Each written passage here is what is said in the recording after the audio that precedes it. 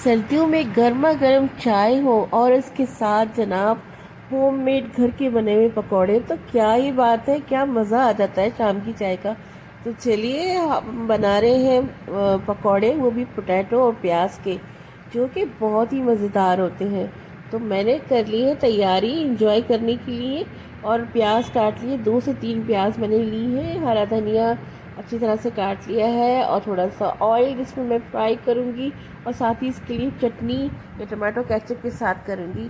मैंने लिया है साबुत धनिया 2 चम्मच, और इसमें डाला है, और कुटी हुई मिर्चें। तो कुटी हुई मिर्ची के बगैर और धनिया के बगैर तो पकौड़े का कोई कॉन्सेप्ट ही नहीं है जनाब।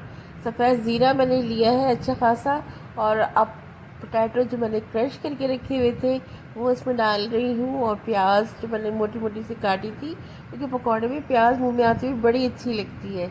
और जनाब हरी मिर्च और हरा धनिया, इसके बगैर तो पकौड़े का तस्वुर ही नहीं होता।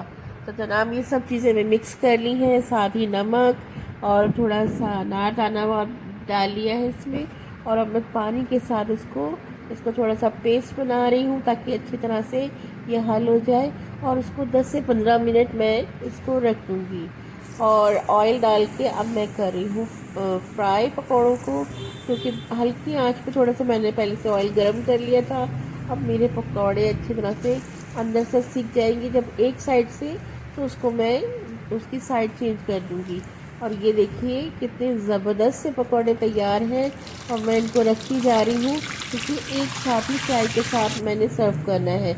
और अगर थोड़ा थोड़ा करके सबको पता चल गया अभी पकौड़े की खुशबू से, तो इन्होंने बचना नहीं है। तो जनाब चाय भी मेरी हो गई है तैयार, और पकौड़े भी बनने वाले हैं, और बहुत मज़ा आने वाला है। आप भी ज़रूर शाम के वक्त, और जब भी आपको लगे कि कुछ खाने का दिल कर रहा है, तो इसी तरह प्याज और आलू के पकौड़े बनाएं और इन्जॉय करें। तो जनाब मेरे पकौड़े हो गए हैं तैयार, और चाय भी हो गई है रेडी। तो अब इजाज़त दीजिए, अल्लाह हाफिज़।